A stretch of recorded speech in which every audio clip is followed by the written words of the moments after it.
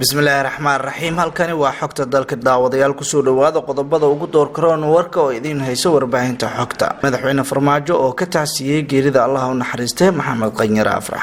wararkii ugu dambeeyay ee doorashada deegaanada maamulka Jubbaland. godaday al-shabaab ee hubka iyo sidoo kale raashinka ay ku keedsan jireen oo la burburiyay. hay-adda nisa oo soo bandhigtay sargaal ka soo goostay al-shabaab. xasan sheekh oo ka tacsiyey geerida maxamed qanyare afrax. faahfaahin dheeraad ah oo kasoo baxaya dagaal khasaare geystay oo ka dhacay gobolka Hiiraan. madaxweyne ku-xigeenkii hore ee Puntland oo loo magacaabay safiirka Soomaaliya ee magaalada Addis Ababa. wararka caalamka ee warbaahinta xogta dalka idiin haysana waxaa ka mid noqon doona Genaraal Aadan Maxamed oo loo magacaabay taliyaha ciidanka dalka Itoobiya. daawadayaal inta aad maqasheen waxay ahaayeen qodobadii ugu door karoona warka warbaahinta xogta dalka. imikadana waxaad u diyaar garoodaan warkii oo dhan. haddaba haddii aad keena ku cusub tahay daawada subscribe noo saar, like-na noo dheh, share-na noo dheh, isla markaana furo gambaleel sidii wararkii ugu dambeeyay ee arrimaha caalamka iyo Soomaaliya ay kugu soo dhacaan. aan ku bilaabo. madaxweynaha Jamhuuriyadda Federaalka Soomaaliya ayaa waxa uu ka tacsiyey geerida maxamed qanyare afrax allaha u naxariistay oo maanta Muqdisho ku geeriyooday. madaxweynaha Jamhuuriyadda Federaalka Soomaaliya Maxamed Cabdullaahi Maxamed Farmaajo ayaa ka hadlay geerida ku timid maxamed qanyare afrax oo saakay ku dhintay isbitaalka Digfeer ee magaalada Muqdisho. farmaajo ayaa tacsi u diray qoyskii iyo qaraabadii uu ka baxay marxuumka, sidoo kalena waxa uu eebe uga baryay in uu marxuum qanyare uu ka waraabiyo jannatul firdawsa. madaxweynaha Soomaaliya ayaa intaasi ku daray maxamed qanyare afrax inuu qayb weyn ka soo qaatay dadaalada dib u heshiisiineed ee dalka. waxaana uu sheegay madaxweynaha Soomaaliya in maxamed qanyare afrax uu ka mid ahaa shakhsiyaadkii ugu firfircoonaa ee dalka soo maray. waxaana uu yiri in aas qaran loo sameyn doono maxamed qanyare afrax. waxaana sidoo kale tacsi tiiraan leh u diray ehelada iyo qoyska uu ka geeriyooday allaha u naxariistay maxamed qanyare afrax madaxweynihii hore ee Soomaaliya madaxweyne xasan sheekh maxamuud. gudoomiyaha xisbiga midowga nabadda iyo horumarka ahna madaxweynihii hore ee Soomaaliya xasan sheekh maxamuud ayaa waxa uu ka hadlay geerida maxamed qanyare afrax oo maanta geeriyooday magaalada caasimadda ah ee Muqdisho. xasan sheekh maxamuud ayaa waxa uu markii hore tacsi u diray dhammaanba reer qanyare afrax meel kasta ay joogaan kadibna markii uu marxuumka isbitaalka Digfeer uu geeriyooday xanuunkii muddooyinkii dambe hayay. sidoo kale xasan sheekh ayaa waxa uu tilmaamay marxuumka inuu ka mid ahaa hogaamiyaasha siyaasadda dalka soo maray, isla markaana muddo waliba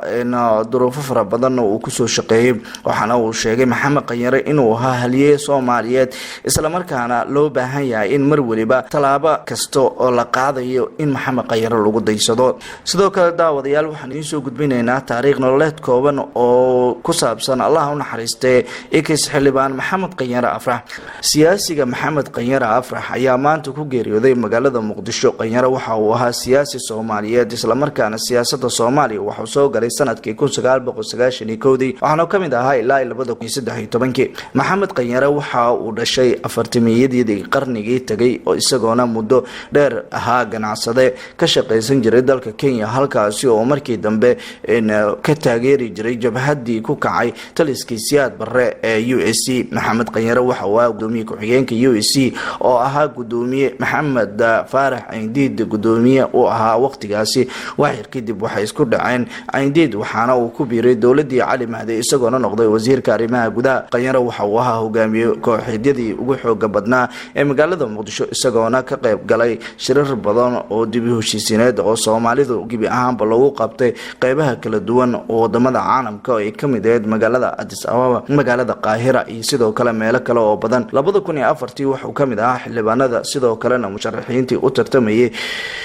xilka madaxtinimo Soomaaliya, isagoona kaalinta saddexaad ka galay iyadoona uu ku guuleystay waqtigaasi Cabdullaahi Yuusuf Axmed. kaalinta labaadna uu soo galay Cabdullaahi Axmed Cadow. xukuumadii Cali Mahdi waxa uu ka noqday wasiirkii amniga qaranka, inkastoo jagadaasi laga qaaday markii uu ku biiray isbahaysiga la dagaalanka argixisada. Febraayo 18 2006 qanyare iyo 8 qabqable oo kale waxa ay Muqdisho ugu dhawaaqeen isbahaysiga la dagaalanka argixisada, kaasi oo markii dambe meesha ka saaray maxaakiimta islaamiga oo hogaaminaya Sheekh Shariif Sheekh Axmed 2009 waxa uu ahaa qofkii ugu horeeyay ee sheegay inuu u tartamayo madaxtinimada Soomaaliya kadib iscasilaadii Cabdullaahi Yuusuf Axmed waxaana uu sheegay in uu mar waliba u taagan yahay sidii muwaadiniinta Soomaaliyeed u garab istaagi lahaa musharaxnimadiisana ay tahay mid ay mar waliba bulshada Soomaaliyeed wax ugu qabanayo isla markaana ballan qaaday hadii uu ku guuleysto madaxtinimada inaan marnaba Muqdisho aynan mar dambe risaas aynan ka dhici doonin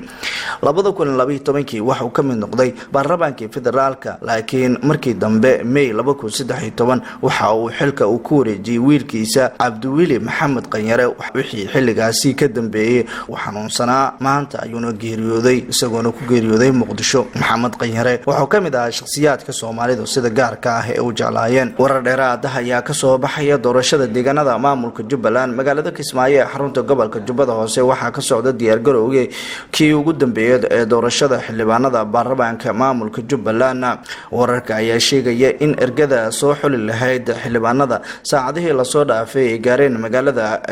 xeebeedka Kismaayo ee gobolka Jubbada Hoose Jubbaland ayaa xarun gaar ah dejisay ergadaasi kuwaasi oo amnigooda ay si gaar ah u sugi doonaan ciidamada maamulkaasi ololaha doorashada ayaana ka socda Kismaayo oo haatan ay ku sugan yihiin musharaxiin dhowr ah oo u taagan hogaaminta sare ee maamulka Jubbaland sidoo kale waxaa jira galaangal xoogan oo ay wada dowladda Soomaaliya oo la sheegay in ay dagaal hoose ay kula jirto maamulka haatan talada haya ee Axmed Madoobe dowladda federaalka Soomaaliya ayaa Muqdisho ku martiqaaday wasiirka amniga dowlad goboleedka Jubbaland Cabdirashiid Xasan Janan oo la dejiyay xarunta Nisa sababta uu socdaalka qarsoodiga ugu yimid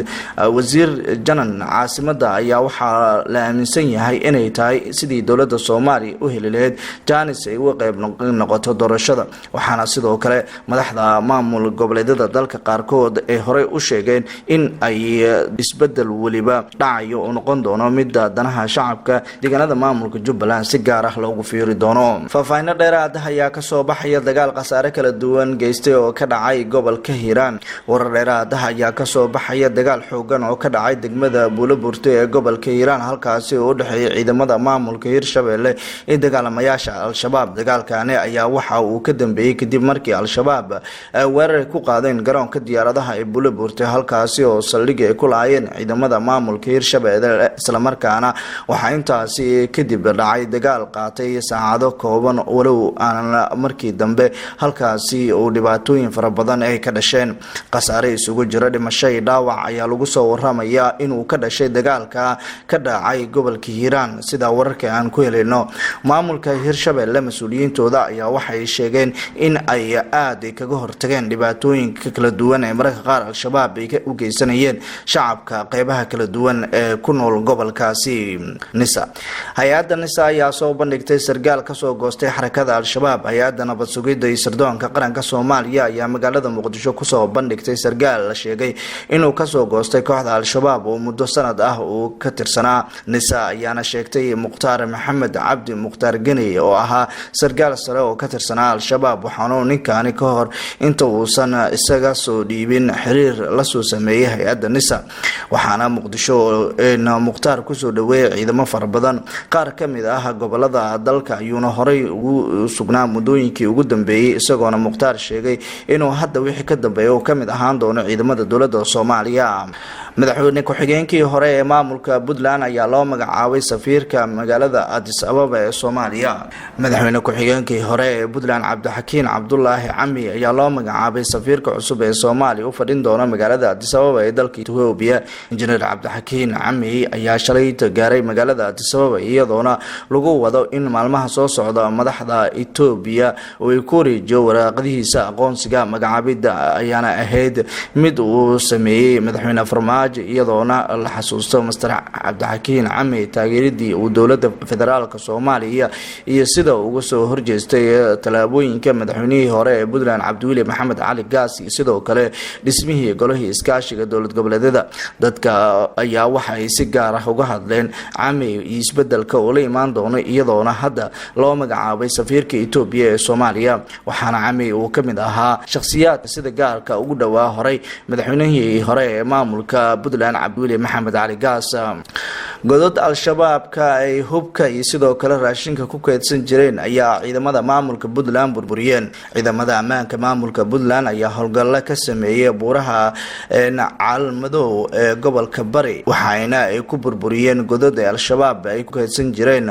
hubka iyo sidoo kale raashinka. ciidamada ammaanka ayaa waxay sheegeen in talaabooyinka maalmihii ugu dambeeyay ay sameynayeen ay ahayd mid si gaar ah ay ugu beegsanayeen fariisimaha al-shabaab ay ku leeyihiin, waxaana ciidamadani la tilmaamay in ay iyagoo huwan ah halkaasi ay weerareen. wararka ayaa waxay sheegayaan in ay ciidamada Puntland iyo sidoo kale ay talaabooyin kale ay doonayaan in goobo muhiim ah al-shabaab ay kala wareegaan maalmaha soo aadan sida mas'uuliyiinta maamulkaasi ay sheegeen. waxaana ay tilmaameen in ay had iyo jeer ay diyaar u yihiin in ay talaabo kasta ay qaadayaan ay noqon doonto mid dantooda si gaar ah ay kaga fikiri doonaan.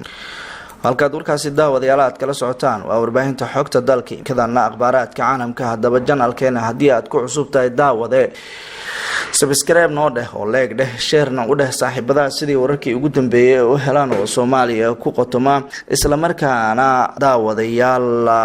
gambaleelka furta si ay wararkii ugu dambeeyay Soomaaliya ay kugu soo baxaan. Jenaraal Aadan Maxamed ayaa waxaa loo magacaabay taliyaha ciidanka dalka Itoobiya. Ra'iisul Wasaaraha dalka Itoobiya Abiy Ahmed ayaa si degdeg ah u magacaabay taliyaha ciidamada difaaca dalkaasi kadib markii isbuucii hore la dilay taliyihii hore ciidamada Jenaraal Sare Mekonnen. Abiy Ahmed ayaa magacaabay taliyaha cusub ee ciidamada Itoobiya Jenaraal Aadan Maxamed oo horey u ahaa taliyaha ciidamada nabad sugidda Itoobiya. taliyaha cusub ayaana ka soo jeeda qoomiyadda Amxaarada, waxaana uu sidoo kale Ra'iisul Wasaare Abiy Ahmed taliyaha cusub ee ciidamada nabad sugidda Itoobiya u magacaabay Demlis Gamresh ayaa taliyahani ayaa isna ka soo jeeda qoomiyadda Oromada. guud ahaan daawadayaal warkii warbaahinta xogta dalka aad ka daawanayseen waa nageynta. haddaba daawada haddii aad warbaahinta xogta aad ku cusub tahay subscribe dhaho isla markaana furo gambaleelka sidii wararkii ugu dambeeyay ee Soomaaliya ay ku soo dhacaan. sidoo kalena daawadayaal leegi share kana ugu dadaala mahadsanidin.